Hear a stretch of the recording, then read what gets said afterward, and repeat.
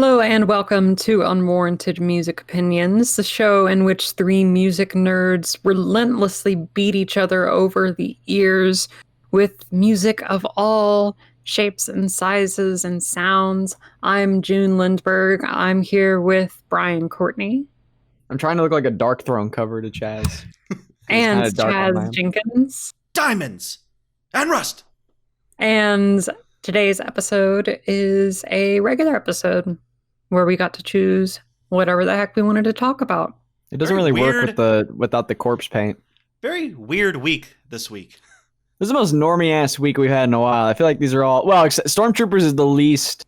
I don't feel like this is a particularly normie week at all, actually. You don't think so? This is out there for us. This is out there for us. Like, these are all pretty well-known. I mean, really well-known, honestly. In my case, anyway.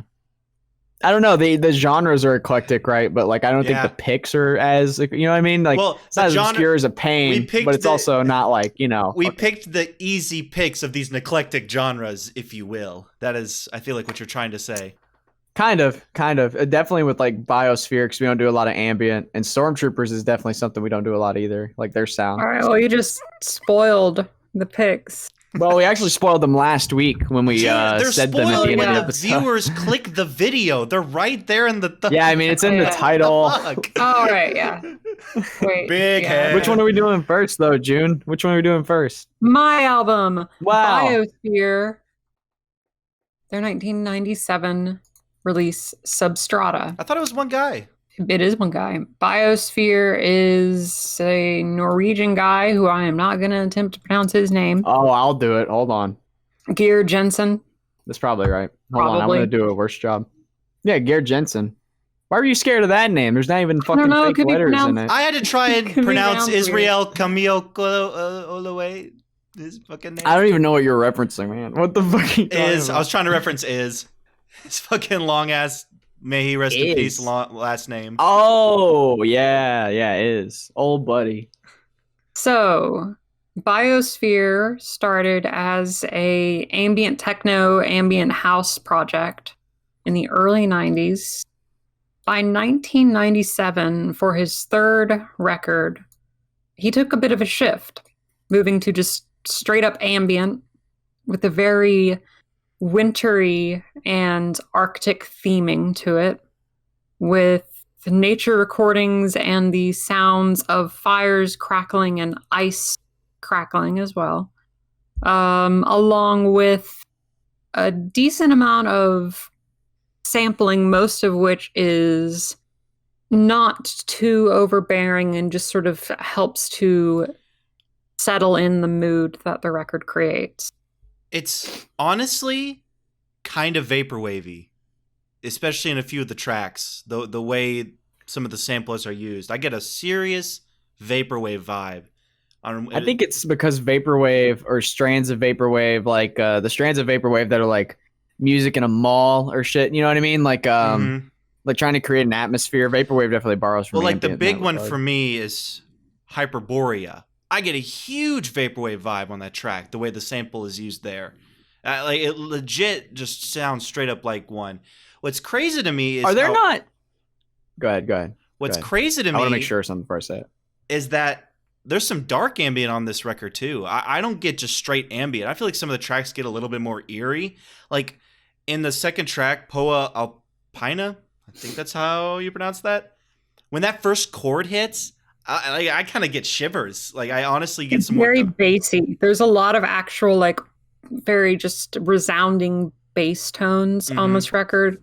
Most of his record, as it is an ambient record, is primarily made up of just droning synth lines or very simple melodies that only fluctuate between a few different notes, and everything, all the sound design, the sampling, the nature recordings, the field recordings is organized to give those very simple melodies as much power as they could have, while still remaining very easygoing and easy to just have on in the background, easy to just sort of let yourself get lost in. There's nothing that's going to be too, like I said, overwhelming or grabby here. It's a mood record. Right. I just think like it sounds kind of ahead of its time for 97 with just some of the genre blending it does. Like for me, straight ambient. I would agree. Yeah, I would agree because the use of the nature recordings and the sampling, I feel like that wasn't as much of a thing in ambient up until the 2000s and 2010s. Obviously, there are going to be probably many, evidences to the contrary, right? But when you think of ambient pre-90s, you're going to think of Brian Eno. There's not really any sampling going on there in his ambient series. It's these long droning synth notes. And this record has those, but they're changed. They're modified by their surroundings. So I guess we could all agree that of the three of us, I'm probably the biggest ambient junkie. I feel like I've brought the most ambient to the show thus far with Macintosh Plus, Buckethead's Coma, Ambient Selected Works Volume 2, just to name a few. I was really curious why this is your favorite ambient record, June, because you've been on record saying so. I believe in our Ambient Selected Works Volume 2 discussion, you name-dropped this record, I believe. Obviously, the Twin Peaks sampling, as soon as I heard that and found it, I was like, oh, well, of course June Lindberg loves this fucking thing, because you're a huge Twin Peaks junkie. I like this thing a lot. But in terms of the other ambient I've heard, I feel like it's not mind-blowing to me or anything. I think what this album does best is create atmosphere. I love, love, love the use of nature recordings. I think that adds so much character to these long, winding songs. For me, I think I have two major issues. And you're going to get pissy with me, June. I'm ready. I've had 2 weeks to prepare for your comebacks. I think the production holds this thing back massively. Oh yeah. And for me, a lot of the tracks don't really go anywhere. Can you elaborate on the production issues that you have? Now, you guys knock me on how I listen to music all the time. I don't use the best headphones, whatever. I find a lot of the time the headphones I use do the job well. I can tell when the production is full. I can tell when it's more lo-fi. All the basics you need to know. This album, I would listen to like volume cranked up. And if it was not incredibly quiet in my house, I would still hear outside things coming in. It feels like the whole album is like being held back. Like I feel like it wants to be this full sound. But I don't know. Whatever version I listen to on Spotify, like I guess it's a remastered version, I feel like they screwed it up. It is possible because I feel like Spotify sometimes is quieter. I feel like sometimes I have to have my speakers turned up a little bit when I listen to stuff on Spotify. There's also settings in Spotify that normalize the volumes of all tracks. I would hesitate to call this a production issue. I would more so align it with a mixing issue in terms of the volume that you're getting. But that is part of the production, though. That is part of the production. Mixing it, mastering. I suppose so. You could include it there, but for me, like I'm listening to this record with files on my computer, played through my speakers, turned up to a decent volume. I'm pretty sure I have a CD rip is my version as well. And I do find it to be incredibly just full and kind of transforming its environment. For me, like I can get lost in the sound very easily. That's the problem, not me. And I wanted it to be that so bad because these sound like this is the type of ambient that I can get lost in for sure. Love ambient like this. The version I heard, which is the most available version, awful. Like it really holds it back for me. But I still enjoy it. I just think, I don't know, I feel like it wants to be this full scope of sound, but it just doesn't quite get it there. I also think some of the tracks, not all, but some of the tracks feel like they don't go anywhere. Like they're riding these grooves out. But with Ambient Selected Works Volume 2, I felt kind of the same way. But June, you felt like a lot of the intent listening rewarded you because you would notice a little different things here and there. For me, I feel like we don't get that with this. Intently listening, it's pretty much the same kind of melody, with some nature recordings here and there, with a chord change maybe, and that's pretty much it for the whole song. And these go on for like 6-7 minutes each. While it's beautiful and very atmospheric and very relaxing, I feel like it's not one worth like having multiple listens. I feel like I'm not getting rewarded if I listen to it multiple times. 4 listens on this one, and I pretty much know what each song's going to do. But I do think each track is super memorable. I mean, like some scheduling issues happened and we had to take a longer break before we could record this particular episode. So I took a break from most of the records, and coming back to this one, each track, I was like, oh, here's this one. Here's this one. So I'll give it that. And the transitions, beautifully, beautifully composed. I love, love, love how each track flows directly into the other one. I think that's so awesome. I think the Twin Peaks sampling is some of the coolest thing ever. I feel like it adds so much character to the album. Favorite tracks include Chuck Hung. Love that fucking like eerie kind of keyboardy melody. Yeah, it's kind of bassy. It's kind of dark. The Things I Tell You is really nice. Times When I Know You'll Be Sad. It's such a beautiful melody that they just kind of like repeat over and over. Hyperborea is the track I mentioned earlier that has one of the major Twin Peaks samples. Love like super vaporwave vibes on that one. Far and away my favorite track is Gobrazia. I think it has the most beautiful melody. Love the sample of the Russian psychic.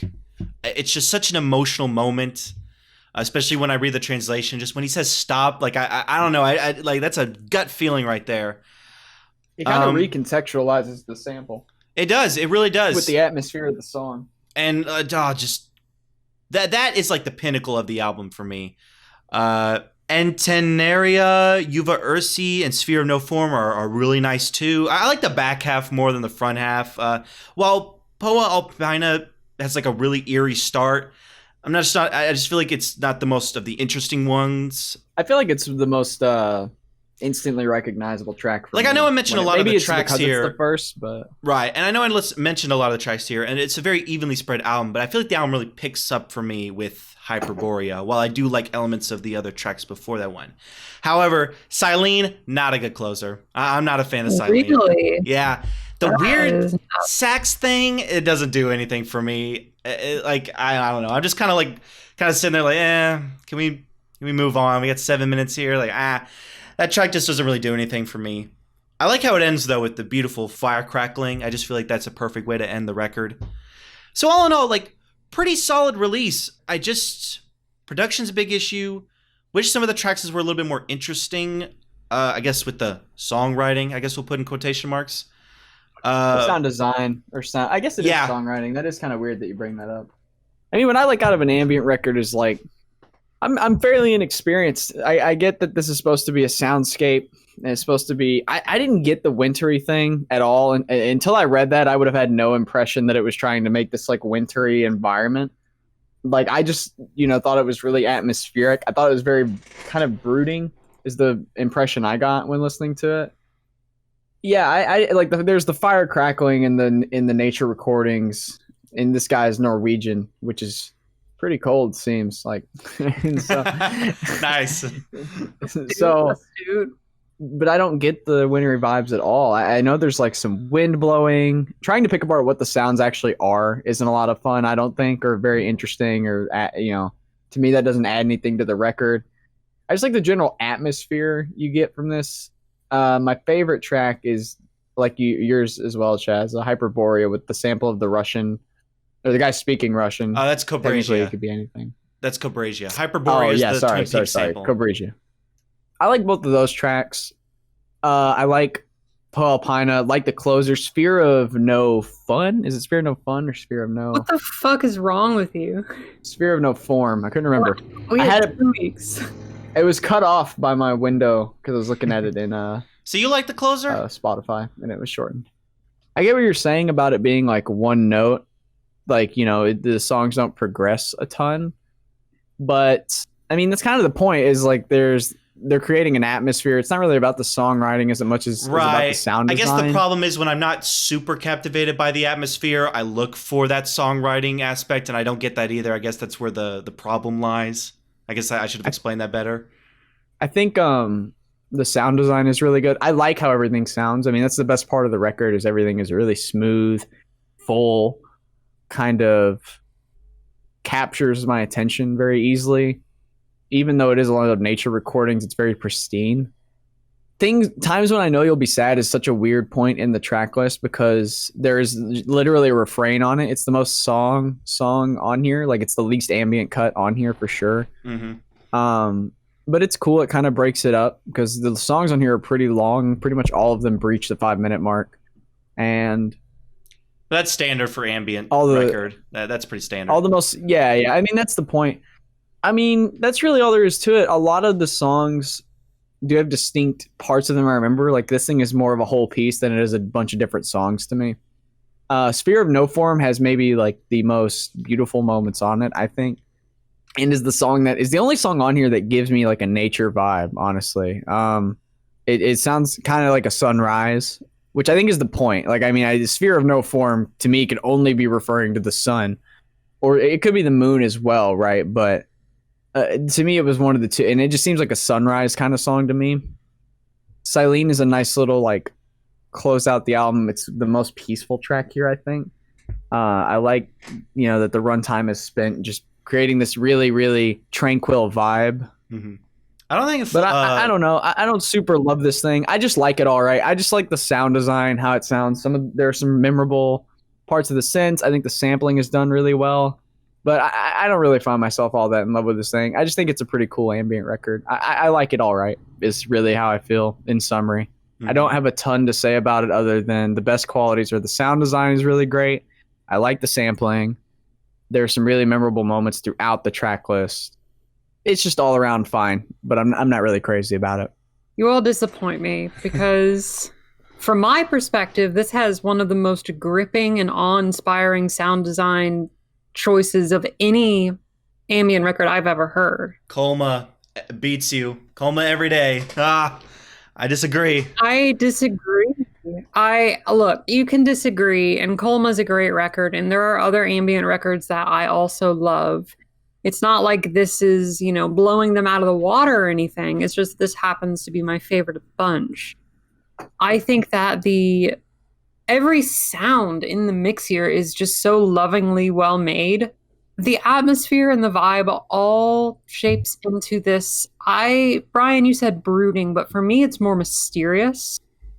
So it's just kind of this wondrous, mysterious, ethereal mood that the record sets that I think is just completely captivating from front to back. And I should mention this record's an hour long, and I feel like it flies by. Me too. Chaz, you mentioned the transitions between the tracks. I think it's also incredibly well made into an album. I think the transitions from track to track work perfectly. Where every track is in the listing here is done exceptionally well. For me, this is just a transportative listen. I would actually agree with my favorite track, Chaz, is actually Cobrasia. Yeah. Because, like you said, I think it has one of the most emotional melodies of anything else on this record. Just those synths and those droning chords create something very... It's uplifting. Where a lot of the other tracks here are calmly kind of contemplative and mysterious. This is an uplifting song, I think. Sphere of No Form, like Brian said, is kind of like a sunrise. A sunrise over a desolate, wintry, icy landscape. But, some sun is better than nothing. Yeah. Yeah, I just have found myself coming back to this more and more over the last few years. And as you all said, the sampling, really, really well done.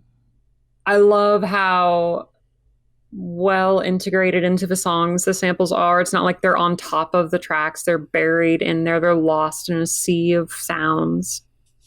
I just think it's beautiful. I think it's beautiful and mysterious, and it reminds me of reading a book about pirates, because that's what I did the first few times I listened to this. It reminds me of being in like a house on the Oregon coast where there was a bunch of books about pirates, and I read them like nonfiction books about like sea exploration. Mm-hmm. And that's just what this album reminds me of now. It reminds me of being in that cozy little house in Oregon at like 1 a.m. when the rest of my family was all asleep. And I would just kind of snuggle up in my bed and I would read a book and I'd listen to a little bit of Biosphere. Just as nice, calm, soothing, mysterious background music. I'm feeling a decent 9 on this. I adore this thing. I think it's beautiful. I'm going to go with a strong 7. I really liked it. Just some issues with it. Just bring it down. Wish the production was better, but that could just be a version problem. I don't know. But could it's be on a virgin problem. Ooh. Boom! I'm dabbing. There's a gesture you can't see. Dang. But it's super relaxing, super atmospheric. Twin Peaks samples are baller, obviously. I feel like it's a little ahead of its time. I feel like it dips into some genres that weren't even a thing yet. I think the nature recordings add a lot to the character and mythos of the album. A lot of the tracks are memorable. I just feel like some of the sound design or the songwriting is just a little weak. I just feel like some do it better than others. I think the closer's just such an eyebrow-raising moment for me. Just doesn't really do anything for me. But it flows magnificently, like even better than Radioactivity by Kraftwerk, which we just talked about. I just Don't get think ahead of yourself. yeah, strong 7. It's nothing mind-blowing, but I really liked it. Pain works on a sliding scale. I'm going to go with a light 7. Light 7? Yeah, light 7. Yeah, it sounds fine to me. Okay. That's about right. The album I've picked is the crossover thrash classic from 1985, Speak English or Die by the Stormtroopers of Death, or S.O.D. as they're called. We got N.O.D. and S.O.D., which is awesome. To give some context about Stormtroopers of Death, a lot of people don't know this actually, but they are from some of the members of Anthrax, one of the big 4. In thrash metal. Yeah. Huge it was thrash metal band. Anthrax guitarist Scott Ian created the band with vocalist Billy Milano, Dan Lilker. Oh, I butchered that. Sorry, Dan. Oof. Sorry, Dan. And Charlie Benante, probably butchered that too. You know, hopefully Sergeant D doesn't come kick my ass for that. You got this group formed by the guitarist of Anthrax. Kind of comedy, super over the top, super silly, with just some banging metal. Crossover thrash is a mix between hardcore punk and thrash metal. And it does have a lot of... good idea. Yeah, and it does have a lot of thrash elements. This is a record that was introduced to me in early high school, freshman year, from my old buddy. Shout out to Leighton Kelly. He showed me the song. Leighton Kelly. He showed me the song Milk, and I thought it was fucking awesome. And I listened to the record a couple times. It's quickly become one of my favorite metal records. I think it's just the songwriting, That's the vocal. Chaz as fuck. Yeah. That's a very Chaz of you. Yeah. I think it makes sense. It all adds up. It adds up. Yeah. It's 28 minutes, super breezy. I think it just kicks so much ass. I'll say most of my thoughts later on. Again, we have another situation of this is what the Meatmen should have been. But no, the Meatmen just wanted to be scumbags. And I'm still pissed about it. I'm really curious to see what June has to think about it. I kind of already know Brian's thoughts, and I feel like I'm going to be able to predict everything he's about to say when it's its turn. But I'm really curious what June has to say, because her opinion on metal is always very intriguing to me. So I'm really curious about this one. But what do you guys think? Good album. Yes! Continue. Yeah, it's a good album. Like it more than I thought I was going to. And the reason why I like it more than I thought I was going to is because before I heard it, I saw some reviews of it. I saw what they're generally infamous for. Oh. People were talking about, oh, they're so politically incorrect. All those SJWs were going to hate this band. This band wouldn't be allowed to be around today, blah, blah, blah, blah, blah. That's like conservatives who listen to Rage Against the Machine, like, yeah. they're getting away with so much. So I was conflicted because I was like, okay, do we have another Meatmen situation? But It does have a solid reception. You said you vetted it and heard it before. So I went in with an open mind. And I found that, honestly, for 1985, this didn't really raise many eyebrows that hadn't already been raised. For example, the third track called Kill Yourself, right? Do I take it as this legitimate attempt to convince me to kill myself, or do I understand that it is just trying to push certain boundaries and being a bit satirical? I don't, believe that he's actually telling me to kill myself in the same way that I don't believe that Jello Biafra was legitimately suggesting to kill all poor people 5 years earlier with the dead Kennedys. And I think this has a lot of that hardcore punk and metal trying to push certain boundaries. But I don't think it ever goes to the level of being legitimately bad intentioned the same way the Meatmen did. And here's the thing. With Meatmen, we talked about this in the discussion, there's never a moment where there's like a curtain pulled saying, hey, this is not meant to be taken seriously, or we're not being serious about this. You kind of have that on this record, though. Yeah, this with United Forces. Far and away the best song, in my opinion. Because Jazz couldn't contain himself. He had to fucking get in. I love United Forces so. United Forces, United Forces. Ah, I mean, so yeah, like the humor on the record. I think it's hilarious. Pretty much as juvenile as the Meatmen stuff, but I feel like it's like bad taste and good taste. It's more satirical. I think. Yeah. Like, for example, it's not mean-spirited. The album title, "Speak English or Die." That's so over the top. It's like, yeah. You think, okay, is this just going to be a really crappy racist punk band from the 80s? Or are they trying to say something different with it? And what they're doing is it's satire. They're being satirical. They're making fun of the type of individual who might unironically say these things. And I think that, unfortunately, this band has probably garnered a fan base of people who do, based on their reputation. But listening to this, just outside of the reputation, outside of the infamy, I listen to this and I think, who is going to listen to this and think that they are unironically meaning what they're saying because of the way that they're phrasing it and because of the way they're presenting it? It's just that doesn't connect. It does not connect that they are saying it unironically. I love this album cover, but I mean, you take one look and you think edgy middle schooler. Like, this is one of the edgiest middle schooler album covers of all time. You got the big fucking anarchy symbol on the army helmet with a skeleton smoking a cigar. Yeah, Jesus Christ, this is big, hung up in your fucking But hung up in your gun buddy's fucking room. You know what I mean? That's the point. I think that's the point. Like, we want to go. That's the problem with Meatmen, is that there never was, like we said, there's never that moment where it felt like, oh, it's a character, or we're just playing this up for edgy laughs. It felt real. Here, it's like so obviously poking fun. I also think that the Meatmen didn't have any songs that were like there are songs on this record that have actual points to them. Yeah. For example, there's a song, I can't remember the name of it right now, that is legitimately a climate change song.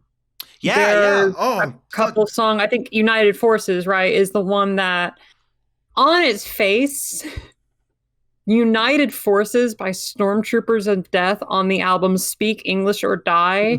Really, like, if you didn't know anything about the band, you'd be like, is this some fascist shit? But no, but it's a song about, how let's not let the metal fan bases and the punk fan bases be at each other's throats. Let's try to come together. And that's what this record is. It's a crossover thrash record. And during my explanation of these lyrics and the themes of the record, I'm not particularly praising it for being, super ahead of the curve or super thoughtful or super mindful. Because really, what they're saying, this stuff is pretty par for the course. But I just definitely wanted to eschew any lingering suspicions about them being pieces of shit, because based just on this one piece of 30-minute music, it doesn't seem like they are. Of course, I don't know anything about the people who made this record. Well, I mean, Anthrax, This one the piece of guitarist music, of Anthrax, you know. the Anthrax has been pretty chill. Like, Megadeth's lead singer is kind of sus. Anyway, though, So you know, I feel like but sus 80s and punk metal musicians aside, and the lyrics aside, I think this is a very good record as well. dude, the songwriting, I don't love it. Ah, I don't love it. I don't love it. I don't think it's like super, super well made, but I just think it's fun. I think it's well performed. I think that's honestly, yeah, the I playing think is that great. a lot of the songs here are decent songs and decent riffs, but they're elevated by the performance and the energy. Because I listening to this album a few different times, it's not like I was really coming back for the melodies. For me personally, I don't think that the songwriting is really that great, but it has definite energy to it, and the performance is really good, and the combination of hardcore punk and thrash metal being a fairly novel idea for its time also does well to benefit the record. I disagree with the songwriting. I feel like, well, there are some songs that are a little weaker in comparison, but I feel like a lot of the songs, they'll add in like a chant or a drum roll, like a drum fill that'll change things up. I feel like they're constantly doing things in the songwriting to keep things fresh. Not on every song. Some of the songs are just your like fast drumming, loud vocals, and chugging guitar, and that's it. You know, it doesn't really do anything else. But I don't know. I felt like Sergeant D and the S.O.D, Kill Yourself, Milano Mosh, Speak English or Die United. Like that first half is just so banging. On the back half, though, you've got Milk, Freddy Krueger, Pussy Whipped is fun. Fist Bang Mania! Fist Bang Mania! Fuck the middle! Like, awesome shit. Awesome shit. And I think the last, we'll just call it 3 tracks that are just basically one song, hilarious. Every time Ballad of Jimi Hendrix comes on, you're dead. I laugh every goddamn time. I think that shit's hilarious. I don't know. I feel like it's a very well played. I love the production. I think the drums and guitar sound amazing. I would have loved more bass though. I feel like some of the bass gets kind of buried. Oh, track 4, the bass is fucking terrible. Oh my god, it sounds like a fucking rubber band hitting a wood barrel. It's terrible. Yeah. The bass on track 4 is the most slapped. What's the name of that song? Milano Mosh. Is it Milano Mosh? Yeah. Oh my god, the bass on that one is terrible. It's the worst. And yeah, it's not I don't know why and like you said, it kind of lacks across the record. I don't know why the drums and guitar get a lot of spit and polish, but the bass really got left behind, which is a shame because I feel like that would have just enhanced just the energy and chugginess of some of the riffs here. The vocals, oh my god, fucking Milano kills it. Like, I love him throughout this record. He really brings it 100%. I feel like he adds so much character. I think the second verse of Pussy Whipped is my favorite moment vocally. He fucking flies through that verse. It's so intense. Yeah. And we got What's That Noise, which is a great like interlude skit that is just hilarious. Just I love the like stop playing, and the band just keeps coming in the beginning of the song like he's like stop playing. It's like just getting so mad. Those things don't. I thought that one was good, but then like repeat listens just total fucking. I know it kind of brings the album to a little halt. It was never funny a second time, honestly. I don't know. I thought it was funny. I do like as Chaz said, like the joke goes from being, oh, there's a funny noise, and the joke turns into the band just doesn't give a shit and keeps playing, and he's like screaming, stop playing, stop, and they're just it honestly going. has Tenacious D energy. Like I feel like Jack Black could have killed that take as well. Like, it just gives me Tenacious D energy in that skit. I love it so much. It's just part of the band's. It is the best joke. I think the best thing about it is the thrash metal fusion is actually extremely good. Like the performances are awesome. The thrashy riffs fit really well over like the punk tempo of just the hardcore punk, ethos of just get through the fucking song. It's like 2 minutes long. I think it goes over really well, and it helps that they seem to really understand the appeal of like hardcore punk, and obviously, having played in one of the big 4 thrash metal bands, the main brain behind this, what was his name? The guy from Anthrax? Scott Ian, I believe. Scott Ian, like obviously being in Anthrax and being the main brain behind the project, I think it just showed he really knew what he wanted to set out to do.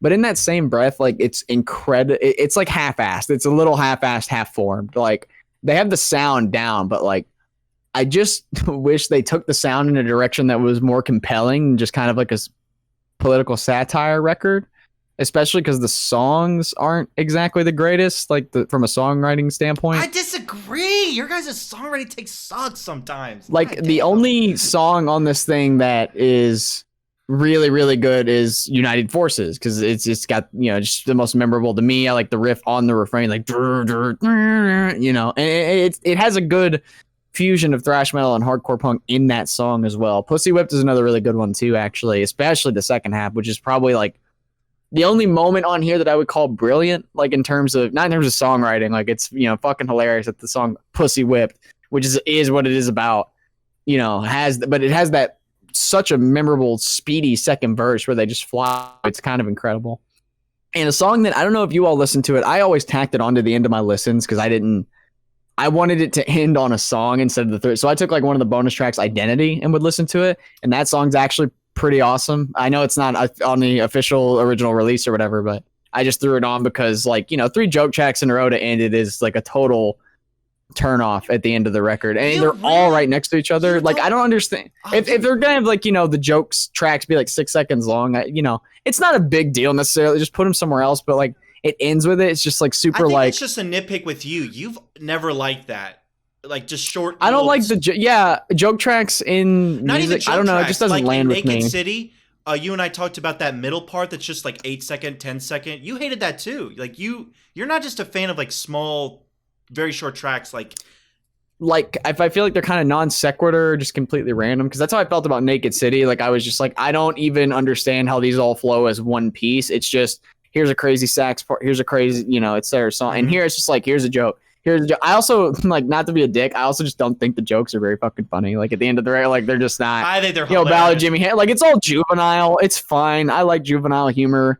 I guess Diamonds and Rust is the funniest one, just because it's kind of like a I love, you know, extended cut and it's 6 seconds is pretty funny. Fucking hilarious, dude. Come on.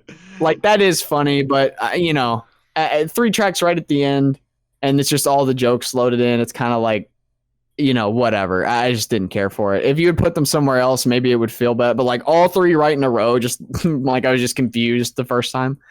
So yeah, I mean, the best parts are the performances. The fusion goes over really well. I think that's the best thing about it. The concept is just so half baked, and so is the songwriting. You know, it feels like and to an extent, I think this is what happened. They kind of came up with an idea on the spot. They should have just taken more time to flesh it out, because there's something here, but it is not realized on this album.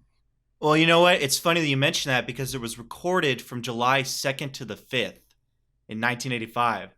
So yeah, so honestly, it's recorded in like 4, yeah. So your suspicions are, but I mean, for that many days to pump out this, that's pretty they're impressive. talented musicians, but like, I mean, that I just, you know. The concept, the whole idea of it. Yeah. Like, I just wish I'm not against this thing on its face. I just don't feel like the topics get thoroughly explored. Like, yes, it's juvenile humor in good taste. You know, it's satirical, but it's just not like that quality to me in terms of satire. Like, I just don't really find that it does a lot for me.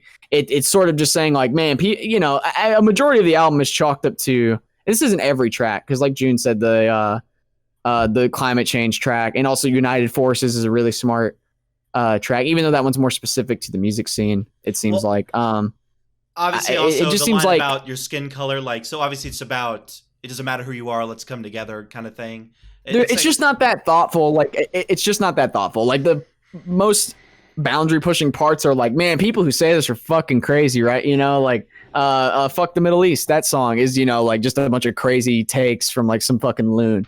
But I mean, you know, the novelty of it is basically, yeah, people who say this are ridiculous. This sounds kind of kick-ass, and that's like the end of the. It's not. But in a way, I think it was that's a little endearing. more fleshed out. In a way, I think that it's kind of endearing about it, because it doesn't try to go balls to the walls with its topics, because it's writing that line already. When you look at the album cover, you look at the title tracks, and you look at the name of the band and the album itself. But a song just being like, it's just like, man, these people who say this shit are crazy, right? Da, da, da, da, da. Like, I think that's cool. I really like that it doesn't try to be. Not much appeal for me. I don't know.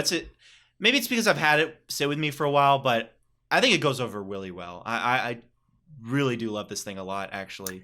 Not to compare it to the Dead Kennedys, because it's not really even similar at all. But like, I think that when I'm talking about the thoughtfulness, like I would just, point to like A Fresh Fruit for Rotting Veg, just like those songs are similar, like Kill the Poor, you know what I mean? Like it's a great, not only is it a great song, but it is thoughtful, it's satirical, but it kind of gets that next level because they explore it thoroughly. I just would have liked them to flesh out why did it have to be recorded in 5 days? I guess it's not, not to complain about something that happened 40 fucking years ago, but I that's my biggest complaint is I wish it was fleshed out more, because I didn't dislike it at all. I just don't, feel extremely strongly about its goodness. I really feel like there's better. If anything, this was like, oh, there must be some really kick-ass crossover thrash out there, and that's kind of where it begins and ends. And I tell you what, it's not. It's not Lulu. That is not the one. That is not the kick-ass crossover thrash I was looking for. But I think we've talked about more crossover thrash records now than we have like jazz records. How does this happen? Well, this is the only crossover thrash record we've talked about. Lulu's not a crossover thrash. It's not a hardcore punk thrash metal fusion. No, it's a Lou Reed thrash metal fusion. Yeah, but crossover thrash specifically is a punk. Oh, metal. Is that refers specific? Okay, I thought it was just thrash X whatever. No, it's anything. punk. Never mind then. We have now reviewed as many crossover thrash records as we have jazz records. There you go. And they only released... I'm going to go with like a... Well, if you have something else to say, Chad, go ahead. They only released one other album in 1999, Bigger Than the Devil. It's not as critically acclaimed as their previous record one. It has a lot less rim ratings on it. We might do that just to see like what they ended on. But it's the ballad of Stormtroopers of Death. Oh, is that one of the track lists? Is that... No, it's just, it's fine. It's like, we've covered, finally, UMO clears a discography. It's fucking 2 albums. I don't know. I would go with like a decent 6. It's cool. I would give it like a mild recommendation, honestly, just because, you might take to it. The sound alone might be good enough, because I think it kind of is carried by its concept, which is so strong that it makes kind of not great songwriting still like, hey, I mean, it does kind of kick ass. Like, I wouldn't disagree with that. It is pretty kick ass. It just I feel like a lot of potential not realized on this one. Motherfucking strong 8. I love this thing. It's kick ass. Amazing playing. Some of the best performances you can get in metal. I mean, you got one of the big 4 involved here. Love the vocals. Dude, do we fucking listen to Anthrax? Not to interrupt you, we should do Anthrax or some shit. We really should. I feel like they get slept on sometimes for being one of the big 4. Lyrics are hilariously over the top, sometimes poignant, which is pretty cool when you consider like what you're about to get into. I think the production is amazing, except for the bass. I really don't know what they were doing with the bass, which is a shame, because I feel like that would have just elevated it. But the guitars and drums and vocals sound great. It's all crisp and clear. Yeah. Now that I think about it, like it's not like scuzzy, but it's still pretty kick-ass. I like that word for this album. Yeah, I love the songwriting. I completely disagree there. And it's kind of edgy, but in that fun, like, not cringy sort of way, in that like, oh man, you remember when we were into the anarchy symbol? It's definitely not cringe. Like when you listen to, it's not cringe. Like it's not. It may not be the funniest thing in the world, but it's not cringe. And it's super short, like so super breezy. I think it flows great, and I just love it. It's one of my favorite metal records for sure. You got to check out Identity. That song actually goes hard as fuck. Like I actually think it's better than United Forces, kind of. Okay. I'm gonna go with a light 7. I really like it. I think it has some merits. I don't love it. I think it has its flaws, but overall it was a solid and enjoyable record. Nice. I picked, we're going back to the Wu-Tang Saga, mostly because I really couldn't think of a pick for this week, and I'd forgotten I wanted to do this. So just, chronological, going back to the second solo release of the Wu-Tang Clan, which is Old Dirty Bastard, with Return to the 36 Chambers, the dirty version. So ODB on Enter the Wu-Tang is amazing. The hype man, right? Yeah. He's pretty much the hype man. He has probably my favorite moments across that whole record, like pretty consistently. The, getting low with the show, gotta get up and be somebody. And that part's awesome. Introducing the fucking one of the best, Ghostface Killer. Yeah, he has it's one so of the best reasons behind his name. There's no father to his style. I mean, that's such a fucking quote that like he is great on Enter the Wu-Tang. Like I fucking love I mean, the whole record's awesome, right? And it's greater than the sum of its parts, but his contributions pretty much bar for bar are my favorite. Like, I fucking loved it. I just think it's so out there. He's the most unique member. I mean, to me, on first listen, he's the guy you listen to, you're like, time out. I didn't know rap could be that good. Like, hold on, I didn't know you could do that in rap. And he is extremely unique because he doesn't, there are moments where he's talking on the record we're going to talk about today, his solo record, and he doesn't even sound like, it's like when you hear Steve Urkel speak and it's just the actor speaking and you figure out he's jacked and like really well spoken, has like a deep voice. Like, it's that shocking of a difference. Mm-hmm. So there you go. There's your ODB Steve Urkel comparison. Okay, so the solo record, right? So ODB, the most appealing thing about him is he has this weird sung rap style. He's got a raspy voice. He's very a lot sloppy flow, very like he is big chaotic energy, right? Mm-hmm. So a solo release from him is like, what is gonna happen? And what happens is he's actually even fucking crazier than you thought he was. Yeah. This thing starts with, so here's what I'm gonna do. I'm just gonna kind of go through some of the tracks on here. And then we'll talk about to get into what we like and dislike is a completely different animal from what even fucking happens. Okay. So there's a 5-minute intro track that is conceptually like ODB at an award show or like a concert or something. And like he's winning a bunch of things. And he's like, I didn't even know that you could win all this shit. This is fucking crazy. And then he's like, I'm just kidding. It's the album. Now that's 5 minutes long. No, it's not what it is. He's at an award show and he goes, thank you. Also, I have gonorrhea. And then he goes on about this. Yeah. There's this skit where he got gonorrhea and had to kill the woman. But it's I think he got it twice. He's like yeah. crying. He's like, he's upset. I mean, because I got it. And it's like uncomfortable, but also fucking ridiculous and hilarious. I think at the same, like, I think it's a good intro. I actually I lyrics. disagree. I think that intro is some of the cringiest shit. I don't think it's cringe. I love the ridiculousness of, oh my god, rein it in. Let's rein it in. So ODB kills this girl because he gives her gonorrhea, and I think he gets it again or something. When you say it like that, it's fucking hilarious, but it's not on the record. I didn't think so. The ridiculous of it is kind of, anyway, that's how the album starts. And this skit, I don't hate it. I don't think it's cringe. It's a little long. In 5 minutes. It's a little bit long. It's longer than the next 5 songs. So it's a little bit long. No, wait. We don't get a song longer until Don't You Know. Actually, no. Track 12. There's 17. So it's 17 track with the bonus tracks. The bonus tracks tend to be considered canon.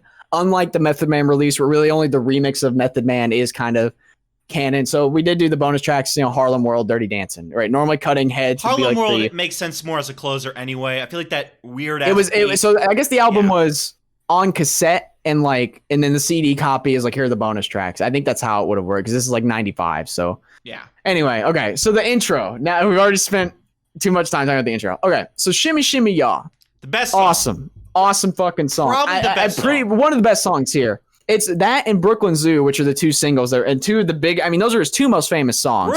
His next most famous song is on a different album. Brooklyn Zoo grew off me on more listens though. And first listen, like that track was banging. Oh yeah. A couple listens later, like that really grew off me. I feel like that track is like what I wanted this album to be, kind of, because like he's just so fucking unhinged. He's not even finishing bars, not just straight up not finishing bars. Like he'll just stop. He's not finishing words. Right. Like, this is a rap album. Rapped by a man who barely can speak sometimes. Yeah. Who is completely off of he is. It's like you in the morning, Brian. You run entirely on instinct. Yeah. And that's what this record is. It's so much that he is not finishing words, thoughts. There's a lot of non sequiturs. There are literally songs with fucking I think it's Dirty Dancing, where he's rapping with Method Man. Oh, no, I'm sorry. It's actually Snakes. It's Snakes. Where midway through his verse, I think you hear him leave the studio and he starts fucking screaming. He is and it is he is and it's amazing. Snakes is awesome. Snakes is a good track. But Snakes is one of the best tracks here too. Yeah. But that's also like a Wu-Tang, tons of fucking Master Killers there. Yeah. There are members of Brooklyn Zoo, which was actually a hip hop outfit that ODB was a member of or was adjacent to. that are all over this record too. That's Buddha He Monk referenced and them in the Priest. Wu-Tang several times throughout the record. There is less Wu-Tang features overall on this one than there was on Takal as well. Anyway, he doesn't really finish words. He doesn't really finish bars.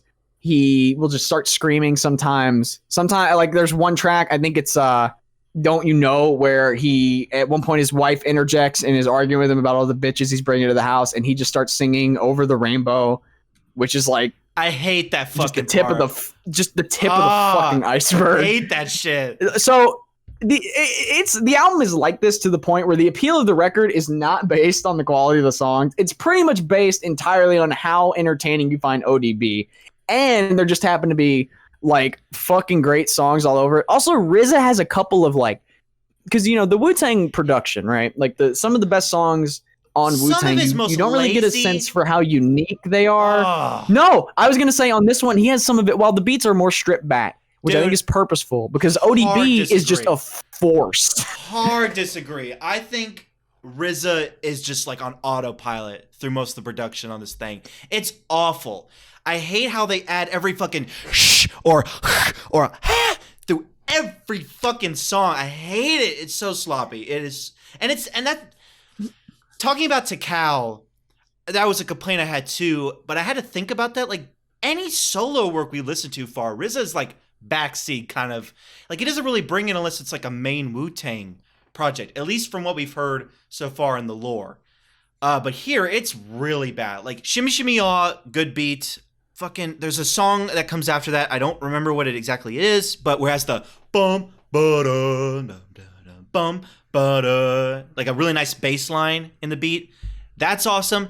Everything afterwards, except maybe like snakes or cutting heads, is just so lackluster. Absolutely lackluster. Oh, dude. I mean, okay, or it's like Drunk Game where it's stand out, but it's legitimately like kind of Harlem awful. World where it's just like so mind-bogglingly out there in terms of like what a beat could be. I mean, Harlem Worlds gets really experimental, I think, with just this Harlem weird... World is actually a crazy track. Now, there is like a very homophobic tirade throughout most of this track that's very fucking distracting. Yeah. But it does go hard as fuck, you know, so it is what it is. It's hip-hop in the 90s. Really... It's hip-hop in the 90s. It's just... This is like, dude, you need to... Even like fellow homophobes be like, man, maybe dial it back a little bit. Like, we're not that upset at the... You know, we don't hate them that much. Like... I want to talk about a moment on here where RZA does something really awesome, and that's fucking Brooklyn Zoo 2, which has like a song of its own, and then you get this point where he goes back and starts just playing different samples of the songs on the album, and then it goes to a live cut, which you would say is a live performance, but it's really not. It's just ODB kind of ranting at a crowd for like 3 or 4 minutes. Trying to hype them up. But it's just so strange that it kind of works. Like, it's just so jarring. It really... is crazy production, but it helps to accentuate ODB rather than just being a backdrop for him to like rap over. You know, is this avant-garde? A little bit. Like, it's I don't know. I really was stunned at how fucking crazy this thing actually is, because this thing has that reputation of like, oh, ODB's crazy. He's what, and he really fucking is. I mean, the track on here that opens with his throat singing that was sampled on, actually, when we're talking about Veteran, that's on the song Real N-Word, I guess, you know, the second track. That's the sample of that song is just looped the like it's such a fucking, like, I love that bit at the beginning of that song. It's actually great. I honestly, listening to that and like hearing the bit and then the song, you know, we're not talking about this album. It just made me like appreciate like that song. It makes the sample even better. The way exactly. Honestly, it just makes it even better. Clipping actually references the line. Songs better. Yeah, because you realize just how crazy it is that it happens. The way it sounds too. RZA's definitely done something to it to make it echo and reverb better. But in the way the samples flip on Veteran is just, I mean, that is like a fucking career-defining song for JPEG Mafia, in my opinion. Anyway. I just think ODB, I mean, he really is just a crazy motherfucker. I mean, honest to God, this is actually one of the craziest fucking rap albums. And I know everyone knows that, but there's this beautiful thing where this album has existed since 1995. And, you know, this is going to be an experience for everyone to have. And I think we're all having it for the first time listening to this thing. The thing about this record, like you said, like ODB has a huge There's a lot of shoes to fill. There's a lot of crazy shoes that this album had to fill for all of us.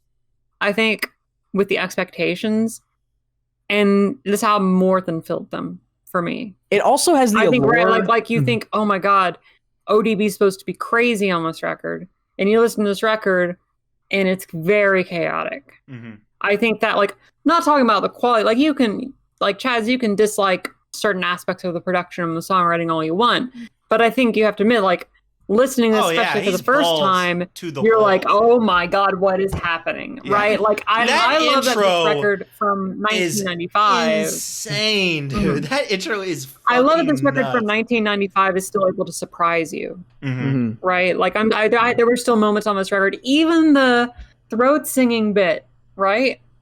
Even that bit I'd already heard before from a sample from the Peggy song, like, that even made me go, oh my god, even though I already knew it happened. Yeah. Going down as well. Okay. The bit at the end where he's basically busting a nut. Like, where he's like, he's like moaning sexually. And the bar about be careful with my balls, they're smooth as eggs. I do want to talk about one more thing before we let Chaz go with this thing. Is there was a critique about the last record where Method Man would reuse bars or reuse like lines. There are whole verses that get used again within the same record. And apparently this thing took a long fucking time to make. And I could see why, because it's basically like trying to work with a fucking wildebeest. I mean, this dude is nuts. So yeah, I better hear some bitching about, even though I don't care, I think it's fine that he repeats verses on this thing because, we've given him shit about his rapping, but there's some legitimately fucking like amazing verses. I don't want to sound like I'm giving him shit at all. Anything that I've said about how he can barely speak on some of these tracks, for me, that's a positive and just adds into the personality. Well, I'll get into that after. You fucking are so weird, June, about not like the lower the vocals are under the mix, the better for June. If I can't hear the fucking vocals, June's having a great time. Whack. Anyway, this album sucks. And I'll tell you why. It is such a disappointment. Oh, dude. It is such a disappointment. I had such high expectations for this fucking record. And all right. Lyrically, okay. Super par for the course, I think, for Wu-Tang standards. It is nothing. Par for the course? Balls as delicate as eggs? Is that normal to you? Dude, in the Wu-Tang album, they had a whole skit about how much they're gonna hurt each other. I mean, they said some fucky shit in that, too. But they did not say some shit about the egg balls or whatever. I know the coat hanger bit's kind of wild, but... My point is, like, the flows, I mean, from the guest verses, I mean, it's like, I just feel like there's no jaw-dropping, like, whoa, what a lyric moments on this thing. I read through them all, like... And old DB just brings his... Okay. Let me get, like, my other problems. Let me get my other problems. The upsetness. I'll talk about ODB in a minute. Let me talk about the other aspects of the record. As I mentioned before, the beats aren't anything special. That's my biggest disappointment. Like, RZA is some of my favorite shit about Wu-Tang. And I've been watching this series on Hulu about... the Wu-Tang, like, coming together, like, it's like a kind of NWA Straight Outta Compton sort of TV show, like, they're played by actors and stuff, and it's really cool. I love RZA. I love the mythos of RZA, and, like, how he makes these such outlandish beats that are just so, like, the kung fu nature of them, and then, like, they create this lore of the Wu-Tang Clan. Love that shit. He really just takes an autopilot on this fucking thing, to the point where, like, it's just so... bare bones, but not in a good way. I hate some of the B work on here, and the production on the vocals are awful. How, like, you hear every fucking shlish and shash and swirl of spit in your mouth. Hate that. Okay, so he does. I will say, in his defense, I'm not trying to cut you off. I'm trying to add to what you're saying. June, I got it. He's got a lisp, and also this thing is extremely lo-fi, and also. Try to get ODB to stand still. No, not just ODB. Method Man too. Like, every time he comes in, it's like every fucking spit in his mouth. You can hear every little... Hate it. I like that. To me... That's a positive. It is too damn long. 1 hour and 8 minutes of ODB. Are you serious? Who thought this was a good idea? It flows all right, though. Surprisingly flows. Pretty good. To me, this is the Cars 2 of the Wu-Tang Saga. The fucking Planet Sheen of the Wu-Tang Saga. It is the fucking Minions. It is the Minions of the Wu-Tang Saga. You never give the comedic relief its own project because it's just going to be too much of a good thing. ODB's at his best when he's like tight and succinct, comes in when he needs to. Awesome. An hour and 8 of Old Dirty Bastard. Someone thought that was a great idea, and it's not. It was a really fucking good idea. I'm never going to listen to this thing again. It's pretty bad. It is pretty bad. It is just so bad. Oh, I don't like it at all. Oh, fucking awesome. All right, can I go now? Go ahead. Are you done? Yeah, I'm done. I love this. This album's great. This is a great album. I love this album, actually. And you don't want to know why? It's because of every speck of spit that flies out of ODB's mouth as he's on the mic, saying the most fucking ridiculous shit over these beats that are solid, but are sometimes barely held together and sound like they were made in 20 minutes. Everything adds to an experience of being like, what in the absolute fuck is going on right now? All of the skits, all of the lyrics about just whatever the fuck. They're obnoxious. Oh. The repeating of the verses. There are so many moments on this thing where I'm like, wait, what in the fuck just happened? And that's ODB. That's his style.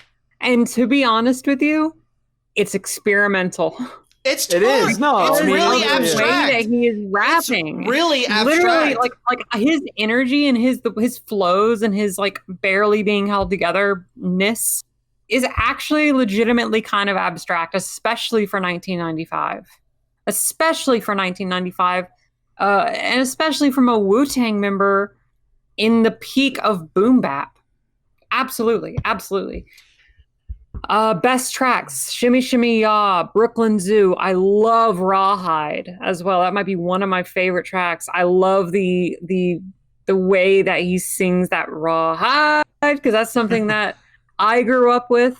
The original Rawhide thing was something like my grandpa would sing. Because there's a lot of references to like old soul music and older, music in general. A lot of it which just flies completely over my head, but he definitely borrows a lot of that stuff. I didn't like Drunk Game, Sweet Sugar Pie on that listen. Worst song. Oh no. Worst song. I like it now. Oh no, Jude. I think it adds to the experience. No, it adds. It's perfect. Like first listen, I didn't like it. The next few listens, I was like, wait a minute. This is actually kind of exactly what this album needs to be as ridiculous as possible. Like it fits so bad in the mix. It's this R&B love jam sung by ODB, who is out of his fucking mind, going on about, picking up chicks. Oh my god. How is the fucking Method Man song where he's super respectful mostly respectful to women. He's like all about love. He's like, you're my ride or die or whatever. And this, you fucking love Drunk Game over that one. No, it was great. I loved that one. But which is better? This one, that one, right? It's not like an amazing song, but I think it has its place in this record. She loves this one more. She buckled. Yeah, she's doubling back. She's like, a little embarrassed. The last half of the album, Snakes, Brooklyn Zoo 2, Protect Your Neck 2. Those are actually all awesome. Really good. Hell yeah. Throw this record on and just be kind of taken for a ride.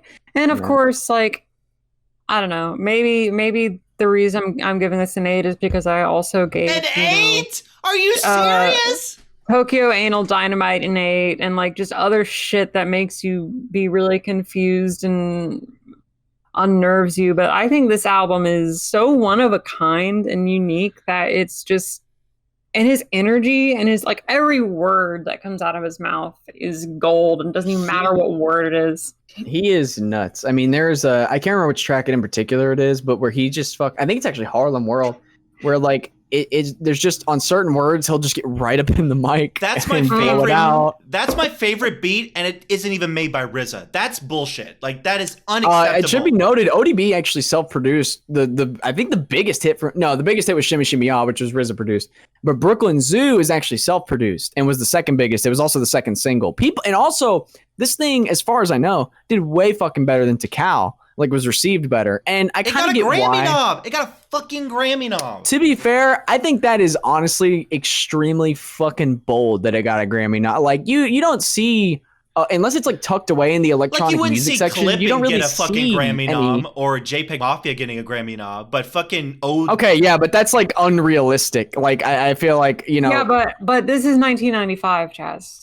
No, that's what I'm saying. Back in the day, and Wu-Tang... back in the day, Grammys, I feel like were ballsier. Like they actually meant something. Nowadays, it's like you would never see anything of this caliber. Well, I don't know, because I think it's changed so much because rap is the most popular. So now you're seeing them. You know what I mean? Like I think it's that just to do with that rap is the zeitgeist. Everyone fucking knows hip hop. Everyone listens to fucking hip hop. Hip hop is the most like everything that comes out in hip hop. It's the new rock. It's all trap. It's the new rock. Yeah, exactly. I mean, pretty much. It's the most popular form of music. So, and it's because, you know, not in my personal opinion, but just records like this and other high quality fucking hip hop records coming out. I think it's kind of cool this got a Grammy nod because it's one of those things where it's like, yeah, it's kind of experimental, but I don't even know if they like knew.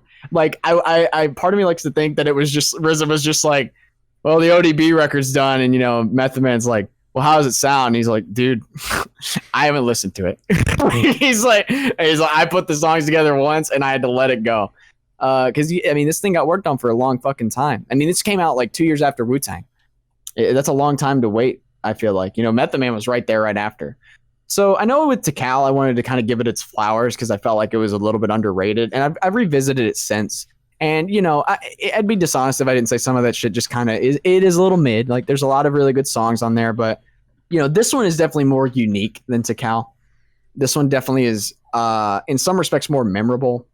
But it's really just because, like, I feel like I'm watching a whale fall out of the sky and, like, land on a car. Like, I just don't know what the fuck is happening. And it's completely insane.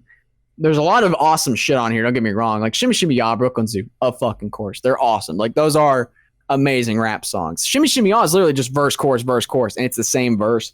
It doesn't matter because ODB just kills it. And to his credit, I know, you know, the most memorable moments on here are him being nuts and not finishing lines and screaming because it just leaves more of an impression than the killer verses. But he does have killer verses all over this thing too. Like don't get it twisted. Like the Stomp, like June said, Raw Hide.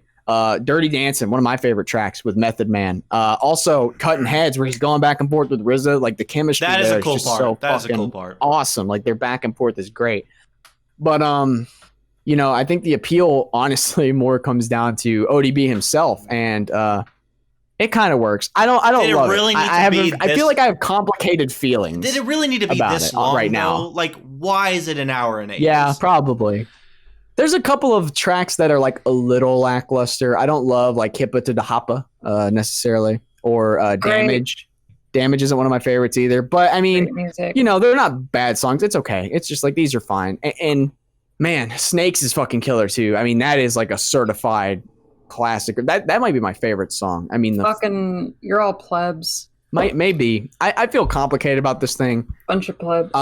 But overall, I did enjoy it. I'm glad I listened to it. I would highly recommend it because it is fucking crazy. I thought it'd be right up my alley. Turns out there are too many scary people in this fucking alley, and I feel like this is it's my alley, bitch.